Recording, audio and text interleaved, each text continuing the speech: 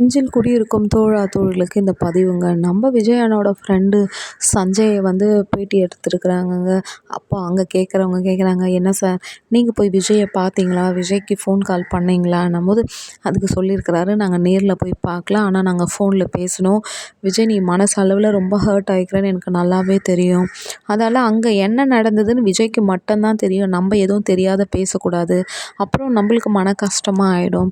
அதெல்லாம் ரொம்ப ஸ்ட்ராங் ஆயிடுறான்னும்போது அப்புறம் வந்து இன்னொரு கேள்வி கேட்குறாங்க, "என்ன சார் இப்படி ஆயிடுச்சு?" என்னும்போது அப்போ வந்து சொன்னேன், "ஏன் சார் அவரோட மீட்டிங்க்கு வந்து இப்படி 41 பேர் இறந்துருக்குறாங்கன்னா பார்க்குற நம்மளுக்கே இவ்வளோ வருத்தமாக இருக்கே.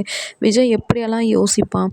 எங்கள் டீம்லேயே வந்து நாங்கள் ஏதாவது கலாய்ச்சின்னு சிரிச்சுன்னு இருக்கும்போது ரொம்ப ஒருத்தனை ரொம்ப கலாய்ச்சிட்டா அதுக்கு விஜய் சொல்லுவான், 'டேய் பாவம்டா அவன் ரொம்ப ஹர்ட் ஆகிட போகிறான்டா, வேண்டாம்டா அந்த மாதிரிலாம் பண்ணாதருவீங்கன்ட்டு' ஒரு பேசுறதுக்கே அவன் அவ்வளோ ஃபீல் பண்ணுறவன்.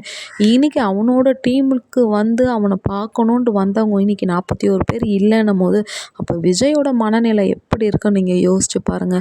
விஜய்க்கு சப்போர்ட் பண்ணுறலாம் சொல்லாதீங்க, இருக்கிற உண்மையை தான் நான் சொல்கிறேன்ட்டு சஞ்சய் வந்து அவங்க ஃப்ரெண்ட்ஸ் மேலே இருக்கிற ஒரு பாண்டிங்கை வந்து அவ்வளோ அழகாக கிளியராக கொடுத்துருக்குறாருங்க. அவர் சொன்னால் தான் நம்ம நம்பணும்னு இல்லைங்க, பார்க்குற நம்மளுக்கு கூட தெரியும், ஐயோ பாவம்பா அந்த பையன் மீட்டிங்கில் இத்தனை பேர் இறந்துட்டாங்கன்னு நம்மளுக்கே இவ்வளோ ஃபீலிங் இருக்கும்போது விஜய் ரொம்ப எவ்வளோ மனசு அளவில் ஃபீலிங் ஆகிருப்பார். அதால் விஜய் அண்ணாவோட காட்கிட்ட ப்ரேயர் பண்ணலாம். விஜய் அண்ணன் திருப்பி ஏஞ்சி வெளியே வரணும். அவங்களுக்கு நம்ம சப்போர்ட் பண்ணணும். அவர் எடுத்து வைக்கிற ஒவ்வொரு காலமே வந்து அப்படியே அது மாஸ்டர் பிளானாக தான் இருக்குங்க. ஏன்னா 5 ஊரில் மீட்டிங் நடந்திருக்குங்க. அந்த இடத்துல எப்பவுமே இந்த மாதிரி ஆனதில்லை. இந்த ஊரில் மட்டும் என்ன ஆச்சுன்ட்டு அது வந்து விசாரிச்சுன்னு இருக்கிறாங்க.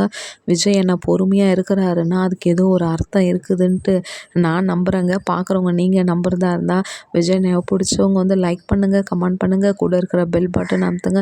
விஜய் அண்ணா வந்து திருப்பி வெளியே வரப்போகிறாரு. நெக்ஸ்ட்டு மீட்டிங் எங்கன்ட்டு அதையும் சொல்ல போகிறாரு. ஏன்னா வர எல்லா இடமே வந்து இது மாதிரி பாதுகாப்பு பலமாக இருக்க போது எந்த இடத்துலையும் யாருமே ஏமாற்ற முடியாதுங்க. ஏன்னா இப்போ அவரை நம்பி எவ்வளோ பேர் வராங்க. அதோட பொறுப்பு அவர்கிட்ட இருக்குதுன்னு அவருக்கு நல்லாவே தெரியும். நான் ரொம்ப இன்ஸ்ட்ரக்ஷன்லாம் ரொம்ப ஹெவியாக கொடுப்பாங்க விஜய் அண்ணான்ட்டு நான் நம்புகிறேங்க.